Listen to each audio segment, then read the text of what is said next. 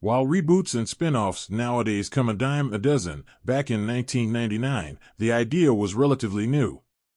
Sure, we had a ton of Star Treks and the Doctor would constantly regenerate to keep the show fresh. Perhaps nowhere else during that time is the success of a spin-off more evident than with Angel.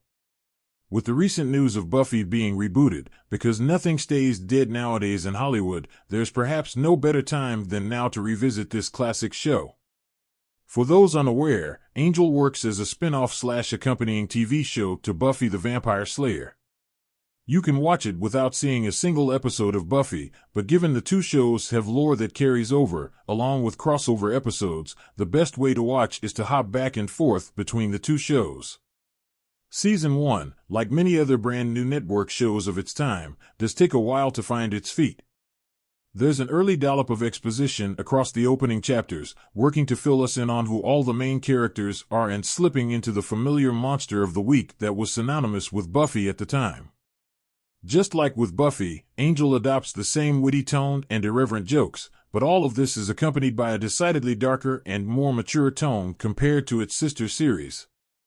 Instead of following a vampire slayer navigating the tricky world of adolescence, Angel instead casts its gaze across to the tortured vampire with a soul, Angel. Cursed by gypsies after tormenting thousands through history, Angel originally came to Sunnydale and fell in love with Buffy Summers. Unfortunately, experiencing any true moment of happiness causes our vampire with a soul to turn back into his Angelus form, a monstrous, uncaring maniac that caused havoc for Buffy and her friends. At the end of Buffy Season 3, Angel realized that hanging around Buffy for longer would see him turn back in Angelus once more, preventing her from living a normal life, so he chooses to leave. After fleeing Sunnydale, Angel tries to carve out a new life for himself in Los Angeles. The first season takes place after Season 3 of Buffy the Vampire Slayer, and so naturally, Angel is not alone in making the jump across to this spin-off series. Joining him is popular high school girl Cordelia Chase, who finds herself in over her head in L.A., trying desperately to make it as an actress but not having too much luck. As she and Angel become entangled together, they're joined by half-demon Doyle, who has head-splitting visions of people in need. Every time he has a vision, the gang head out to stop whatever nasty demon, vampire, or hellspawn is causing trouble. This serves as the basic format of the show, and while Cordelia plays as the quirky damsel in distress to begin with, she soon becomes a lot more than that. Alongside Cordy, Doyle plays out as the lovable goof, with an almost Xander-esque comedy.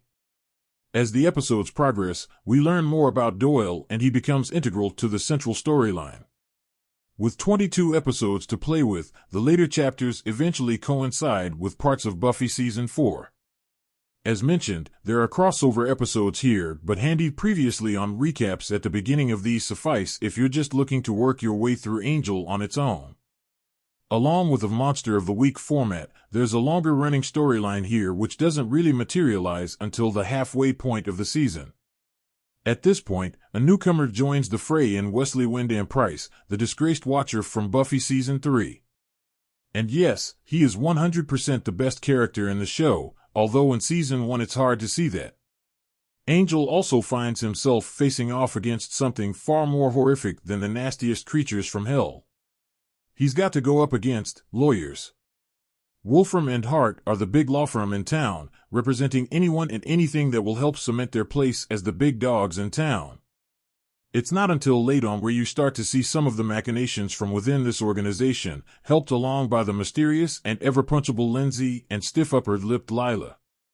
We don't see too much of Wolfram and Hart's master plan until later on in the show, but Season 1 does a good job of laying the foundations all the same. The supporting cast in Angel are a bit of an oddball bunch, but they work surprisingly well here. The characters come and go between the weeks, with police detective Kate becoming more central to Angel's storyline, along with reinforcing those core themes of loyalty, family, and vengeance.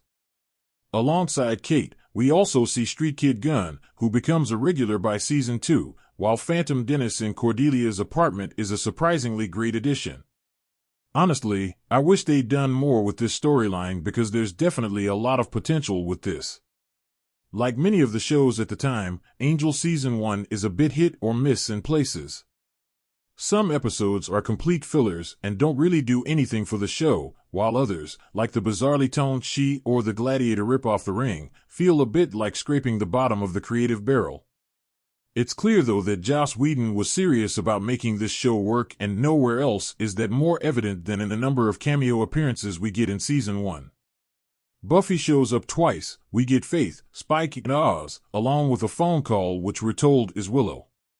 This works to cement the two shows as a cohesive whole, while the times where Buffy's storyline is referenced, including specific mention to Buffy's wet flannel of a boyfriend in Riley. Honestly, this guy is so bland in Buffy that it almost entices you to jump across and watch both together to get the whole picture.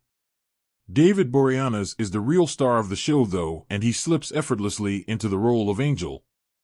He also gets the chance to flex his acting chops too, as the series jumps back in time constantly to Angel's time growing up, along with one specific episode where we see how his father treated him. We also get a bigger glimpse of Darla, the woman who turned Angel into the monstrous vampire to begin with, pre-Gypsy Curse of course, along with plenty of extra lore with Angel. And yes, that lore comes late on with a prophecy. Don't worry, boys and girls, there's plenty more where that comes from in Angel's run. Angel is definitely a product of its time, though. Some of the sets look quite cheap while the editing is dicey in place. There's one moment during the finale where the audio isn't dubbed properly, and it's incredibly awkward to watch a character's lips move and no sound come out. These moments are few and far between, thankfully, but if you suffer from epilepsy, I cannot stress enough how you need to be careful with this show. Designed to emulate the visions that Doyle has, the hard cuts between scenes including visceral flashes, sometimes every 10 minutes. It's been a while since I've watched the show, but I don't think the later seasons are quite so aggressive with this, but it's very annoying all the same, especially when two dark scenes are strung together with flashing lights. However, Angel is a great example why good character and plot writing can trump even the cheapest-looking sets.